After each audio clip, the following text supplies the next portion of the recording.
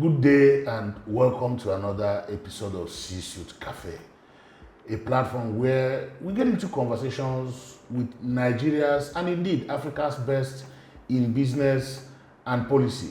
We don't bring anybody who is neither not a leader or a potential leader. And today we have a young champion, somebody whose future was foretold, if I must say, and if I must brag, by myself, the CEO of Extreme Ideas, one of Nigeria's biggest and indeed currently Africa's most wave-making advertising agency. Steve Babaeko, welcome to C-Suite Cafe. Thank you so much, Saikem. Today, Steve, you are going to share ideas, you are going to reveal your secrets over coffee. Good. With us. And it is on that note that we're going to start this conversation off with 2, 3, 4 brief, quick fire questions. All right. No detailed responses. I trust you. Just one-liners, a few, and then we can ginger ourselves up with this and get rolling. Good. Nice idea. You are now tops in advertising, meaning that you took your career seriously. Between career and family, choose one.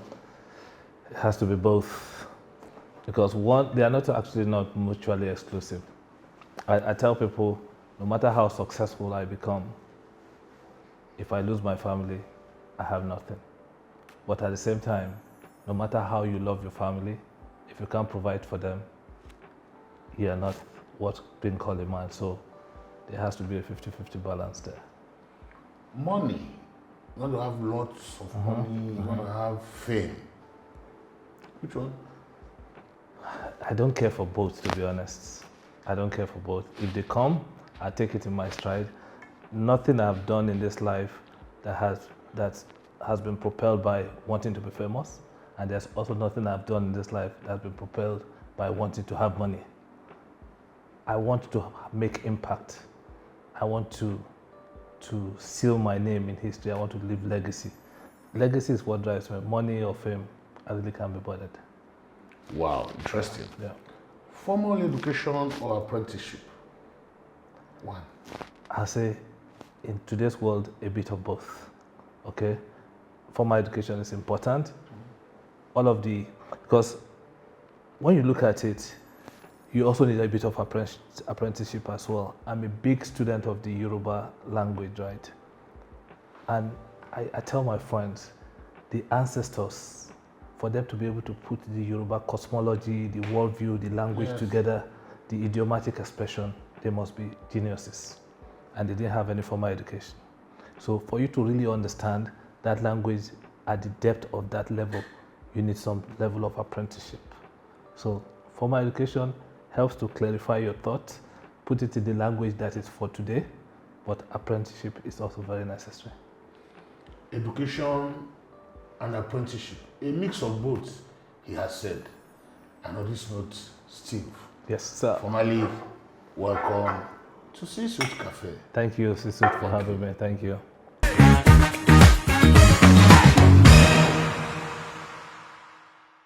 Okay, Steve. Yes, sir.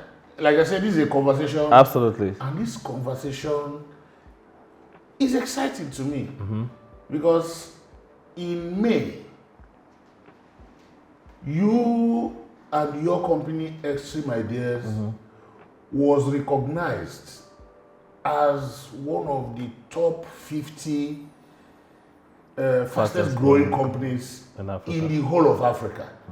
Tell me about that, Steve. Tell me. It's a gist I want to share. Well, shout out to Financial Times of London for putting that list together. Yeah. Of course, it's not something you can bribe your way into. Yes. They crunch all the numbers to see all the indicators to come up with that list. And for me, it's a moment of pride and it's a moment of, you wish for something to happen.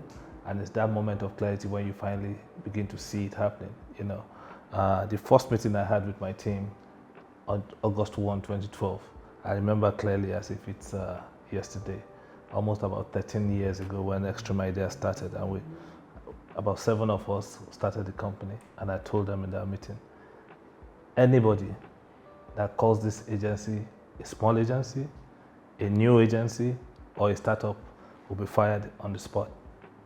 We are not a new agency, we are not a small agency, we are the agency. So it's that mindset that's driven us the past 13 years. Being able to connect with all of the biggest briefs on the continent, work for some of the biggest clients, won the first Cannes Lions for West Africa.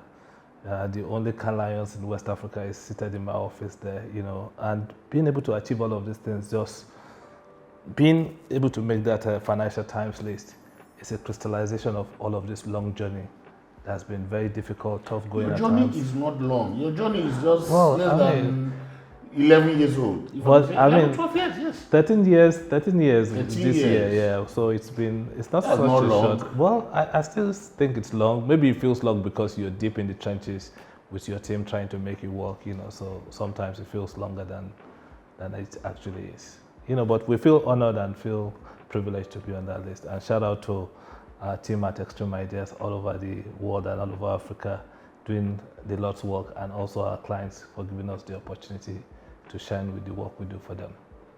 Steve, you mentioned about FT crunching the numbers. Yes. I have punched the numbers that they crunched. Yeah. And it was attributed that between 2023 to 2024, you aggregated $18.49 million in revenue. Yeah.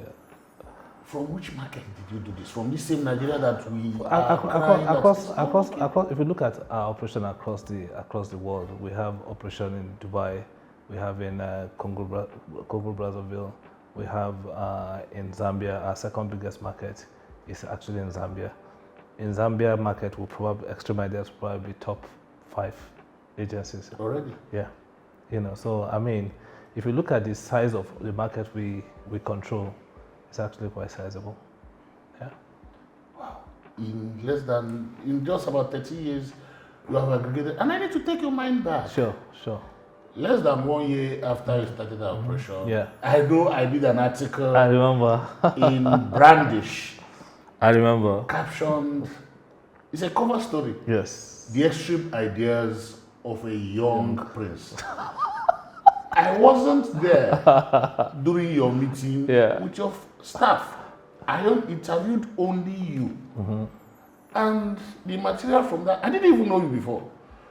The material I took from that interview gave me the kind of insight into your dreams. And mine was 2013 in June. Yeah. The edition came out in June. Yeah. I interviewed you sometime in May. Sure. Mine is just about 12 years, not by next month it will be 12 years now. Yes.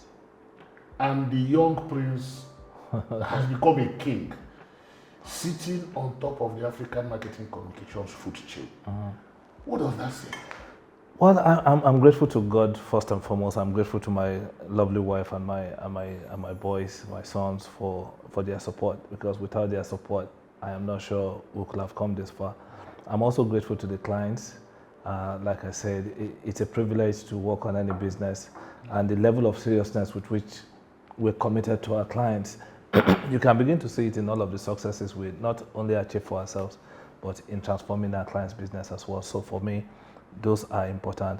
And also shout out to the guys who are considered the founders of this industry. They give us a lot to aspire to. So you could say I stood on the shoulders of giants starting out.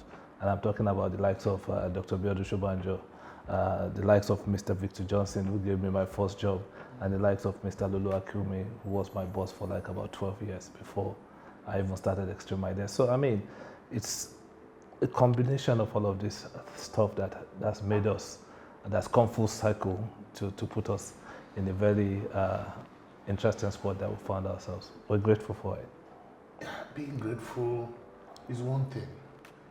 Looking at the market you're operating in is something else. Yeah.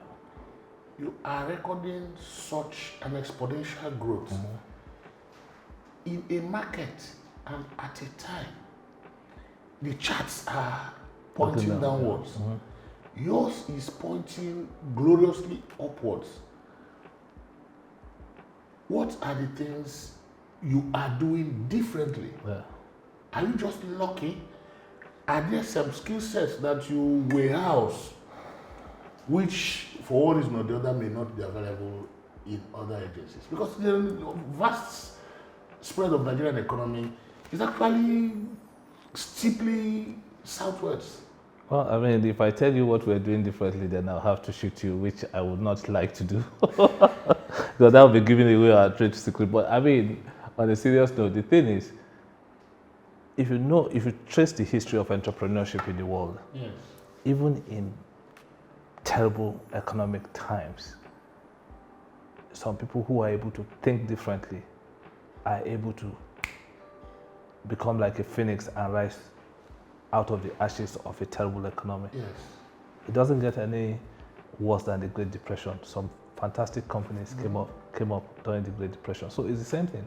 Africa may be going through it at the moment, but there's still room. Africa is such a virgin territory where if you're able to think differently and the clients can connect to your different thoughts, different vision, you can go somewhere totally different. I think from day one, we've been able to channel our energy towards differentiation for ourselves as an agency and for the clients that we work with. And you can see the clients we work with, we are privileged to work with the likes of Unilever. I'm just going to give one example. And as bad as it is in the FMCG, check out the Unilever numbers. Amazing numbers, because they are thinking differently. We are supporting them with that differentiation in thought as well, with the kind of work that we do for them. And that's why, even these days, as an entrepreneur, I don't just want to work for the clients. I want to be a shareholder. So most likely for all of the companies that I work for that are listed, I also am a shareholder. So if you see me pushing my team extra hard, it's because I also have skin in the game. So it's not just for us to be able to take the check from the client to say we did advertising work. If the clients make a profit, I know I'm going to be smiling with my dividend. So at the end of the day, and I'm sure you've talked to CEOs of agencies before, this kind of small perspective that I'm sharing with you, you're probably not going to hear it from many of them. So the key to the game is differentiation. But in your portfolio are some private companies who don't give out shares. Yeah, sure. You're still getting those ones. No. If you're not listed, then I apparently can buy shares from you. But if you still will give us an opportunity to do so, we'll do so. There's a young food tech company that we're working for right now, and from day one I was clear: we don't want retainer, we don't want any money, we want stake in the business, and they've given it to us. So clear, different way of thinking. Wait, let me understand better. Yeah. You take those shares not as Steve Babaeko, take but it as extreme. Yeah. As extreme ideas. Absolutely. So if they're able to go to like maybe Series B or C and they raise money and we decide to exit, we will be making some money, turning some money, our investment around as well. So how about the potential to your billing? Like I said, if you have a good agency and you have bad management, how does it affect you? Well, clearly we've not had bad management because, one thing I can tell you, in 13 years, I'm not talking about extreme. I'm talking about the agencies you work for, that you now, instead of being paid for your job done, you buy stakes. You see, I've always said there's some talk I gave at the Integrated Marketing Conference in Johannesburg in 2024, right? And I told them, I said something that is now trending this week. I said stubbornness is a virtue. So this conversation is about stubbornness being a virtue. I can see that, look, you cannot continue to do the same thing and expect different results. You must take certain risks. Taking these risks means diversifying your portfolio. The traditional clients in the areas where the portfolios, your portfolio base spread it a little bit larger. And in terms of your revenue mix, take the ones that's going to give you retainer. The ones that you think are maybe more cutting edge businesses, take a stake in them instead of taking. There are businesses that I'm not going to mention that we took. I wish I was thinking like this when we took those business. We accepted those briefs and we grew that company. About a year later, they were making almost £5 million in revenue per year. Imagine if we had taken 1% stake in that business. And I'm not even so sure that if we had asked, they would have been able to refuse at the time. So again, thinking differently. You cannot continue to think the same way and expect your fortune to be different. So what we do is take those risks, think differently, and just dare to be different. You know, I'm actually surprised Yeah. about this strategy. Yeah.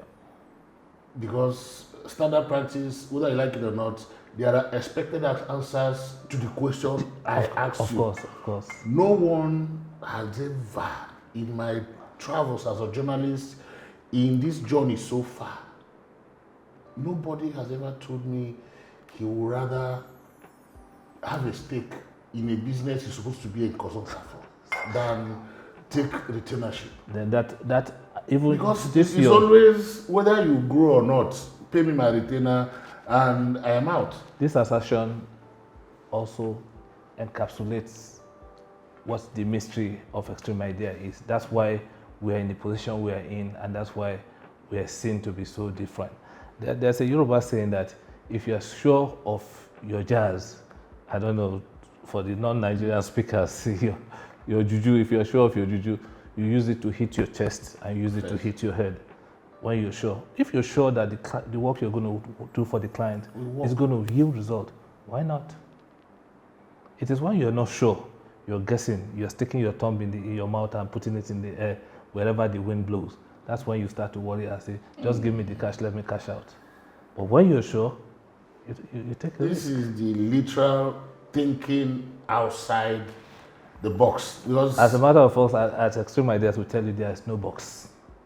So when a blue you're ocean. still wasting your time when you're thinking outside the box, there are no boxes anyway. it's a blue ocean. Yes, Or maybe there are no oceans. there are no You're options. we go wherever we want to go, you know, Yes. and that's the beauty of it. And honestly, one of the reasons why I'll say I decided to gamble and go into entrepreneurship, because I mean, 2 years before I set up, if you had told me I'm going to run a company, I probably would have slapped you. I had no intention of doing anything. I just wanted to be, I enjoy being a creative. Till now, I still enjoy being a creative. Sometimes I'm on the phone with a client, and if you continue the conversation for 1 hour, I'm already creating, almost wanting to give out what we should be charging for. So I always find a way to restrain myself. But I worked in an industry for 17 years that believed that as a creative, you cannot run a business. And that was the thing It was that made me really cliche upset, then. and I really wanted to prove to the whole world that, look, as a creative, I can actually be a genius entrepreneur, which I think more or less nobody can say we did not achieve that But goal. something must have prepared you for this. Yeah. Even beyond the conventional belief that creative can't run businesses. Before you came down to Lagos and joined the agency career path, what did you do in the past? In your younger years, you are still very young anyway. I don't feel so young. I'm going to be 54 this year. You are still there, but were there things that prepared you for the mindset of not just entrepreneurship, but breaking the walls and infusing unconventional ideas to what you go into? Well, I mean, I studied theatre at Ahmadu Bello University's area, so I don't know if the role playing or being able to just be another character on stage has helped me. But I know, as a theatre student, part of the muscles you're able to flex is your socialization muscle. Yes. So maybe that has helped me, because I'm able to network with the clients and socialize with them, form great bonds with my clients. Even as a copywriter, I doubt if there was any client that I ever worked for that the client service person was closer to the client than I was. I don't think so. So being able to build strong relationship with the clients, I consider it as one of the assets that I have, I guess. And secondly, working in 141 also helped me. Yeah. Working in 141, I rose through the rank from not just a creative director to my designation before I left was business/creative director. So it meant that I was actually part of running the company. Business development. If the general manager or the managing director was not around, I stepped into her shoe to run the company as well. So I had those experience. I'll sit with the accountant at the time, we'll run through the numbers. I knew how to read my balance sheet. I just knew all the questions to ask when it comes to finance and all of those things. So that helped me. And also just being a student of the business also helped me. Looking at other agencies, just being that student taught me how to run an agency. It also taught me how not to run an agency, because I was able to learn off of the mistakes of other entrepreneurs in the field. I see their mistake and I say, okay, look, these are the things you should not do. And putting all of that in one salad bowl, just being able to say, okay, look, what do I want to do differently? How do I want to think? So even in 141, I already realized that, look, as successful as 141 was, and between 2005 and 2012, we were extremely successful. Yes. But I already knew that, look, there could be other things we could do differently. But because I was creative director, I was not in charge of the business. Yes. I needed to create a space where I could go somewhere else and really actualize all of the visions that were beginning to pop off in my head, So I think I'm grateful for all of the tutelage I've gone through, and just watching the likes of Dr. Beatrice Banjo, Mr. Lulu Akiwumi do their thing, has also been a big lesson for me. Now, in the salad bowl of Africa, you mentioned salad bowl Sure. now. In the salad bowl of African businesses, especially those ones Financial Times assessed, they mentioned only Nigeria and South Africa as the continent's biggest. And they described Africa as having sluggish economies. Sure. They assessed 130 companies who fell into the threshold. South Africa accounted for 79 of them, meaning that Nigeria was less than 110 or so. What does it say about our growth process in this country? Well, because again, I really don't want to delve into the area of politics here. Everybody knows what's happened to our economy of recent. From being the biggest economy in Africa, GDP-wise, we've become maybe the third or the fourth biggest. But you could see that we're going through it, right? But at the same time, I'm an optimist. I believe that the economy of Nigeria is going to bounce back. So I'm very bullish about Nigerian economy. I'm very bullish about some of the reforms that the central bank is taking the economy through. Because if we are able to get the fiscal policy and the monetary policy to just align more, which I think is beginning to align a little bit more, if we're able to cut off those excessive printing of money that we saw a few years ago, and we're able to focus on just development of industries and production instead of just importation, I think we're going to get there. And necessity is the mother of invention. Yes. Because the Naira has gone southwards in the past couple of years, we are forced to reduce our dependence on importation. So we're looking for local substitute now. So I'll say over the next couple of years, I see I see some bright spots coming out of Nigeria. But if you look at Africa, I'm still not going to count Africa out if you look at economy of the world today, because look at geopolitics, what it's doing to America, what's doing to Europe, and how all of the wars and the conflicts going on in that region. The economy of America is slowing down, the UK is slowing down, everywhere else is slowing down. I still believe that Africa is the next frontier. The youngest population on the continent, about 1.3 billion people, 54 countries. And once the free trade agreement kicks off fully, you can begin to see a resurgence in the economy of the continent. Yeah, you have presence in a number of African countries. And given what both the body language of Donald Trump and his policies against practically everybody in the world except America, what should Africa be communicating? There was this big bad between them and China. There was this big bad between them and the UK, and then the European Union. And it has begun to thaw.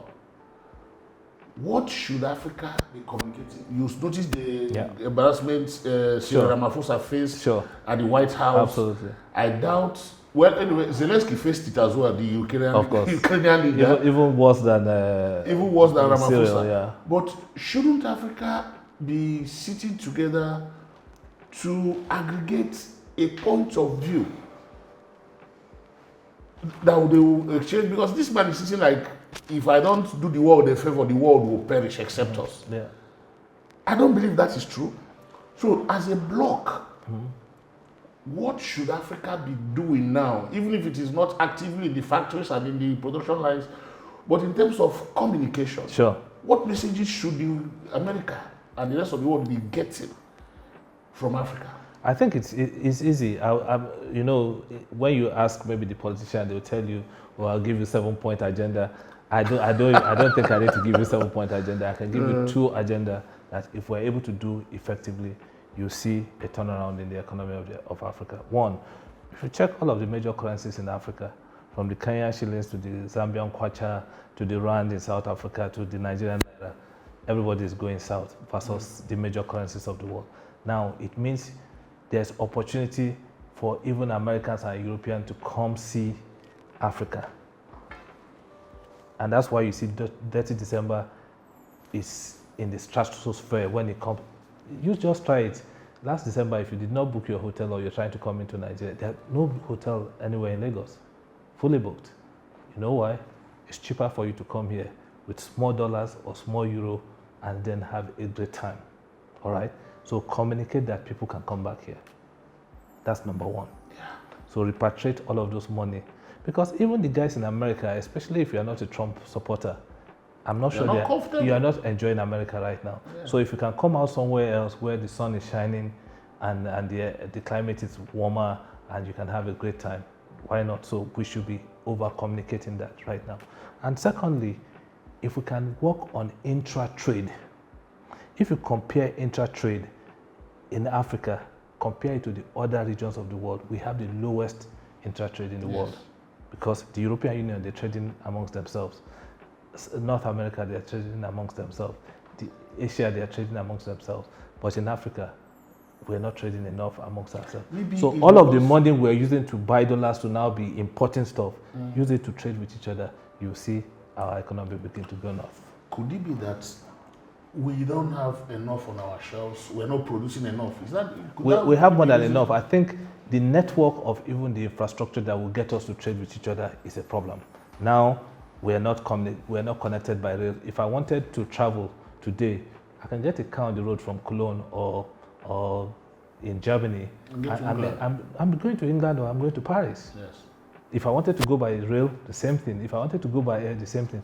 You try to go to Casablanca from Nigeria today. If you're not careful, you take Emirates, go to another continent before you come back to your own continent. So you see, all of those infrastructural deficits, we have to be able to upgrade them quickly. All of those things will help boost intra-trade on the continent. Do you think, given the current configuration of our political leadership, that there is even an understanding that those are necessities? I think sometimes we tend to flog ourselves too hard.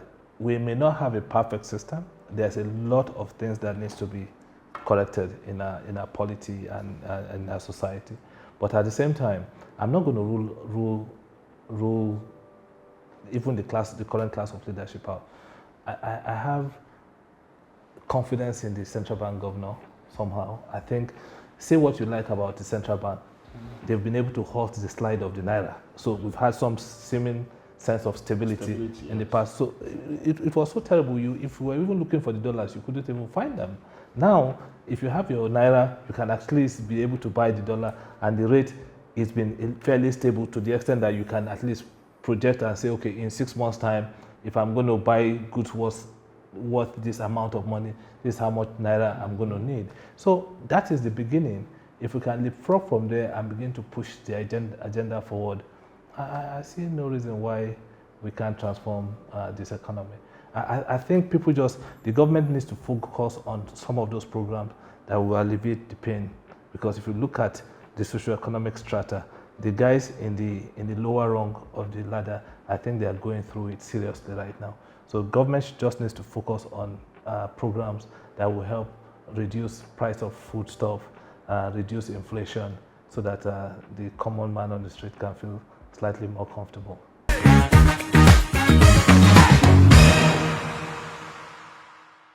You know.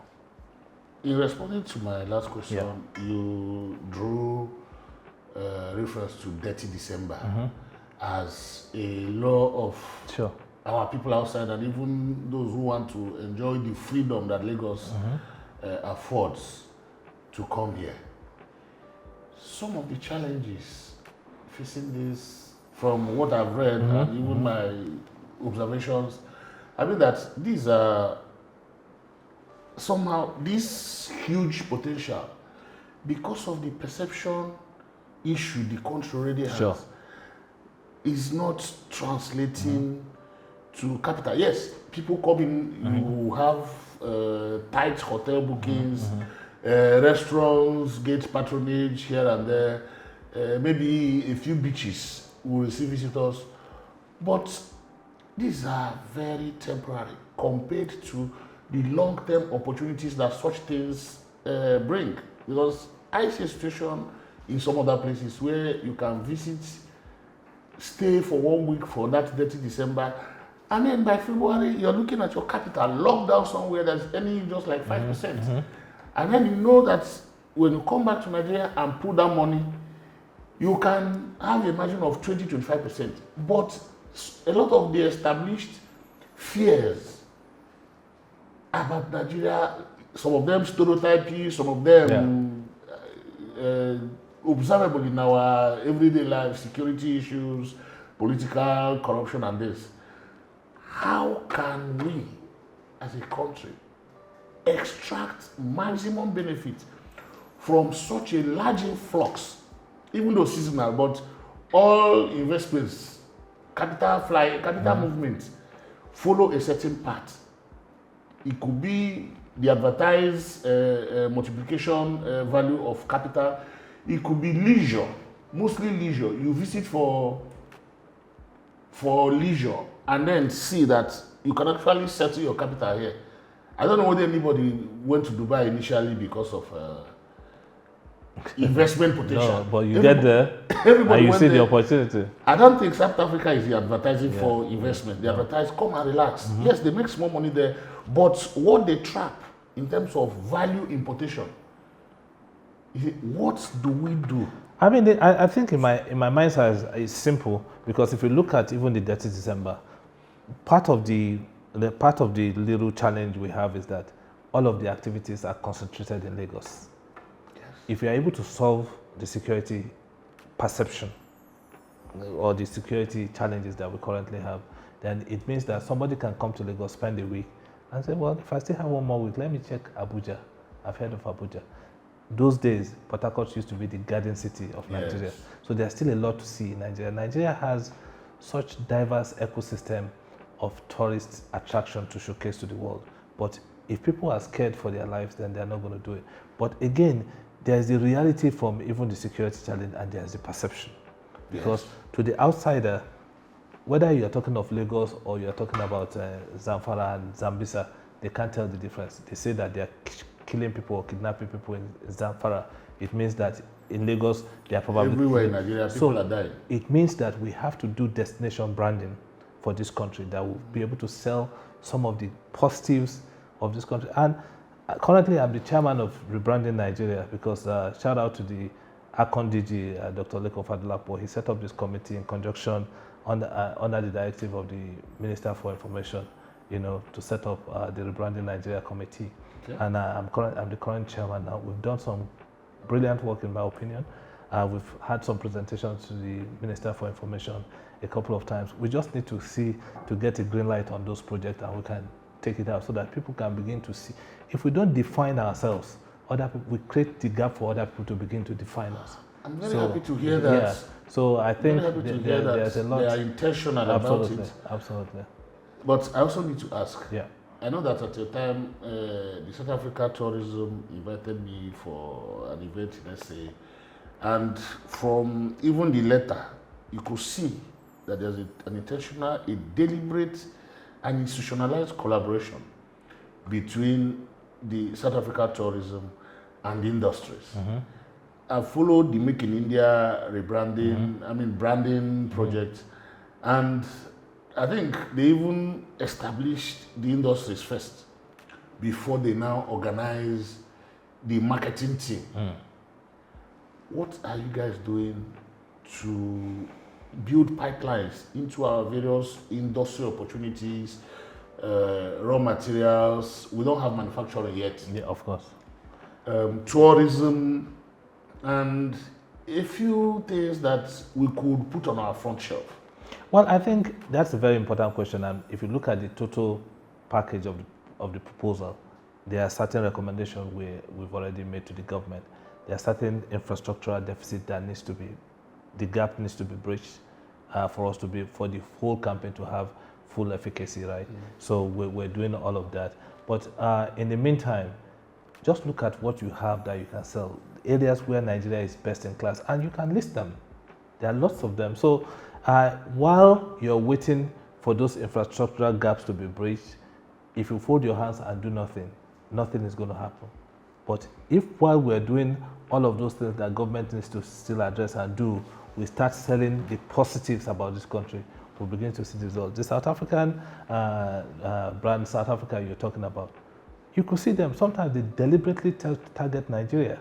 No, they advertise in our radio stations. They're intentional about that. Why?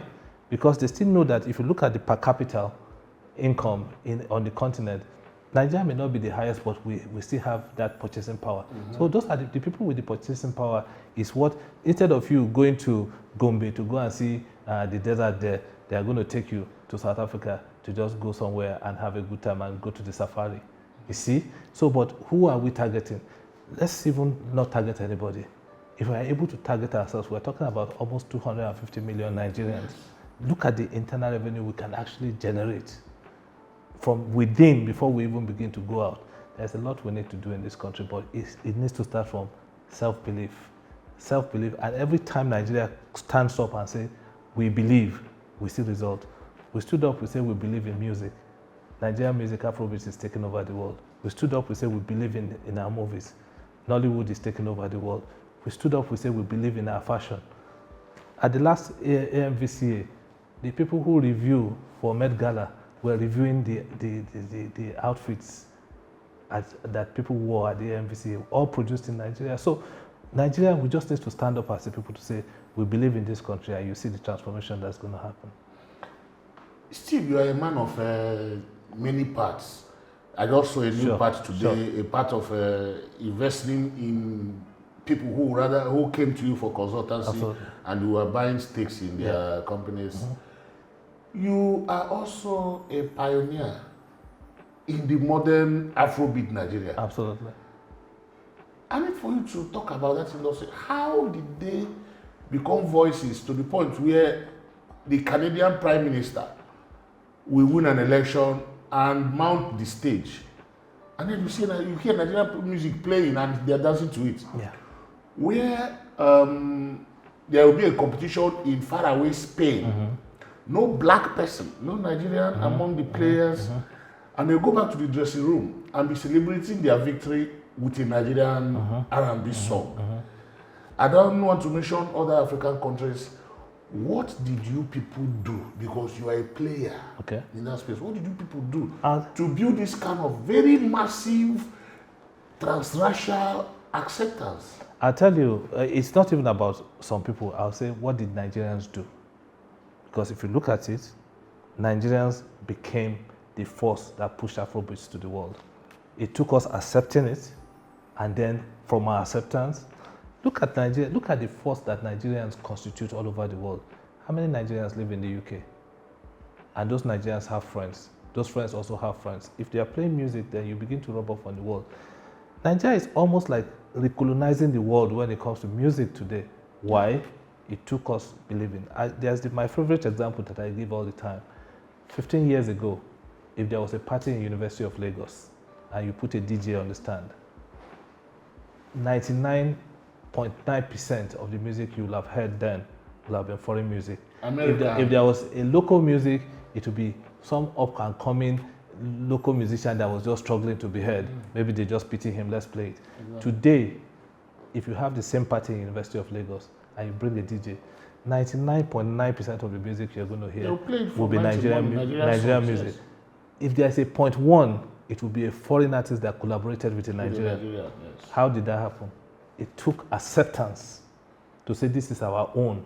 It took belief. It took not being shy. We were not pretentious. We were not a little timid about it. We took Afrobeat to the world. And shout out to private individuals that also invested their money. People like Kenny Ogungwe, D1, yes. people like Obi Asika, people like Audu Mekori. So many of those guys, Aidi Kabasa, Kobams, and all of those geniuses. And shout out to the talents themselves, who were bold and confident to be able to say, look, it took the likes of Burna Boy to say, you're going to put my name on a poster in Coachella and you're writing it in small print. Are you guys drunk? I want my print, the font size of my name to be bold. Be bold. Imagine the kind of balls it takes to be able to go to a world stage and say that. It took Whiskey to say, look, if Black Entertainment TV, BET Awards, you want to be giving the African plaque behind stage and you don't want to give it on the main stage, then we don't want to have anything to do with it.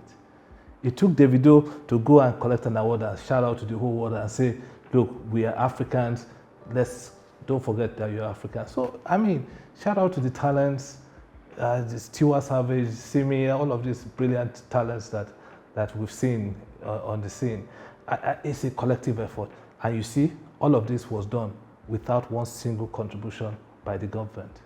And I say this with all sense of responsibility, meaning that if the government wakes up and just invest in Nigerians, they just fold their hands and begin to reap the rewards.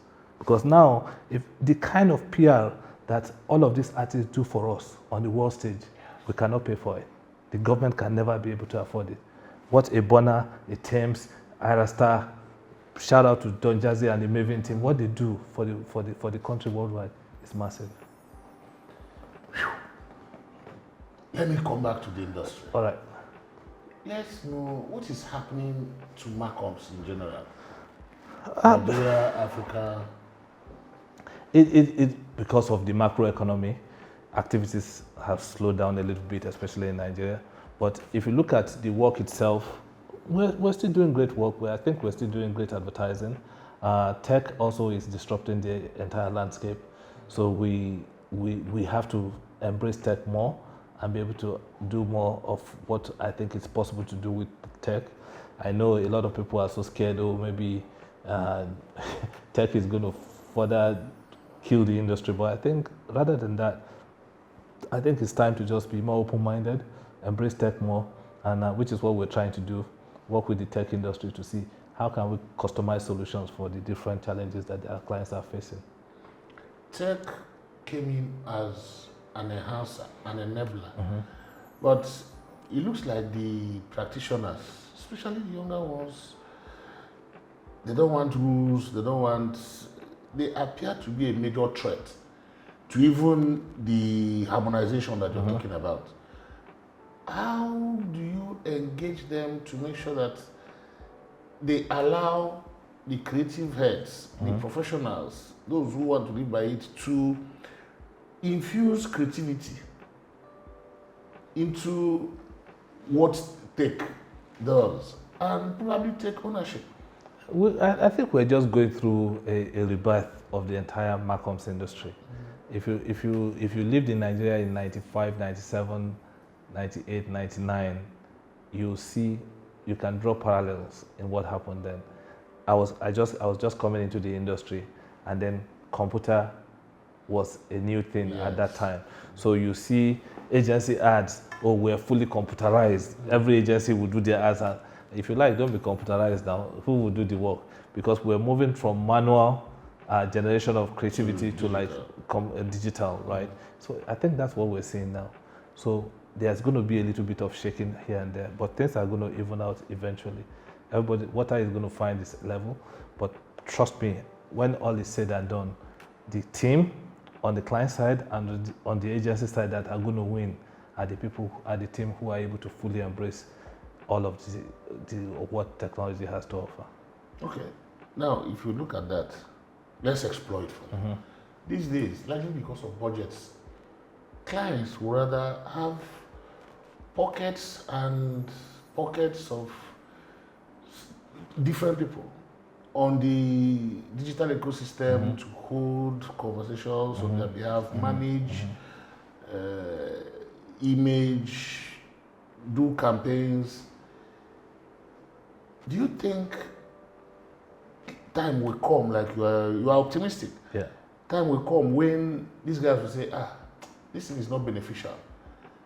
We are not being uniform in our campaigns. Let's go back to major agencies at that cost it represents. The clients that are savvy, even till today, the savvy clients still know that, look, the best way to get the bang for my buck will still be to hire agencies that are professional and well entrenched in the system, have the talents, have the depth of pocket to be able to handle their businesses. So they know that, yes, one or two things are still happening on the fringes, but at the end of the day, people will understand that, look, the best way to get the best result is just to work with the best agencies available. And I will see that, because if it was like 20 years ago, the chances of Extreme becoming a major player would be a lot more difficult, because then it was about affiliation, who are you affiliated with, your agency, what last name does your agency have? If I don't go and borrow a last name from an Igbo agency somewhere, nobody was giving It occurred to me now that you've not had that suffix. No. No affiliation, No, nothing. no. Still extreme ideas. Absolutely. Actually, I'll give you an exclusive. Right now, we're about to sign an agreement with an agency, a partnership with an agency. I will be mentioning the names later, that will represent Portuguese-speaking Africa. Okay, so it means that when it comes to Mozambique and all of those areas, we have a partnership with that agency. They approached us. We didn't even meet them. Seeing what we're doing across the continent, they approached us. So the agency is also set up in Portugal as well. So yeah, today the client just wants to see, what can you do for us? What can you do for our business? And at every opportunity we get the brief, we give it our best shot. Wow. Yeah. What do we expect going forward from Extreme? Two possible outcomes. We should expect, or three possible outcomes: some kind of exit for me, which we've been working on in the past couple of years, succession planning for somebody else to come and run the agency in the nearest future. That is one, but that is not going to happen. That could probably happen if we sell. There's the opportunity for us to be able to sell, get some foreign partners who we're talking to a couple of them even at the moment, who are interested in what we've done across the continent. Because, like I said, what we are interested in doing is creating an African network that works. Most of these foreign agencies, what they do, they have pins on the map to say, I'm in this market. The network is actually not working because you don't understand Africa. Extreme Ideas speak Africa fluently, and they know that we're capable, and they've seen us manage clients' brief across the continent. So we're getting inquiries. So we're likely going to, if we are able to find synergy of vision with somebody, we're likely to be able to sell and divest a little bit of our equity and dilute our equity and get partners to come in. Or probably we'll be the first Nigerian agency to be listed on the stock exchange. That's also possible. Possibilities. Yeah. But I have one question, final question. Sorry. I have not seen agencies plan succession as early as you are doing. Why are you doing that? Because most agencies I know, it is the person of the CEOs and founders that drive briefs, move the needles forward. Even when we plan succession, I'm not going to be totally out of the picture. I mean, I'm always going to be a valuable player for the team. But picture this in terms of football. Even if you have Lionel Messi playing, or you're talking about Cristiano Ronaldo, those are the biggest names in football. Yeah. Sometimes they are playing a game, and the coach watching on the sideline will say, either we have a bigger match coming, or to risk injury, pull Ronaldo out and put somebody else who has fresher legs to be able to continue the game. If you don't do that in businesses, you're still going to kill the player. And the intention is not to kill the player, it's to be able to rest the player so that they can play another day. I tell you what, look at the banking industry. Until CBN came out and said, no bank CEO can stay there more than 10 years. Yes. Bank CEOs were dying on their chairs back in the days. But now, you're getting banks doing a lot more businesses because they are able to inject fresher leg in the game. But in our industry, the person that was CEO 45 years ago is still the CEO today. I mean, come on. You have to create succession. 45 years ago as a CEO, Yes. 45 years after today, you are still there. Shout out to our members anyway. I love them, but I mean, That's it's the truth. Yeah. what you get when you have somebody knowledgeable, somebody who has simplified the complexities of managing businesses. He made it out here and it sounded so simple, but these are not very easy. Although on this platform, we make available people with the knowledge and willingness to make those difficult things easy for you, our viewers. Thank you very much for being with us today, and it's been a great time with the young prince who has become king, Steve Babaeko. Thank you, I am Saike. sure when we call you again, Thank you, man. Please Thank you. don't give us any excuse that you're busy. No, thank you. Respond to us. And then Lovely conversation. we want to continue sharing knowledge with people. And I don't know anybody who will miss this one that won't regret missing it. Though we'll ensure that nobody who should misses it. Thank you so Thank much. you very much Thank once you. more. Thank you. Thank you, Saike.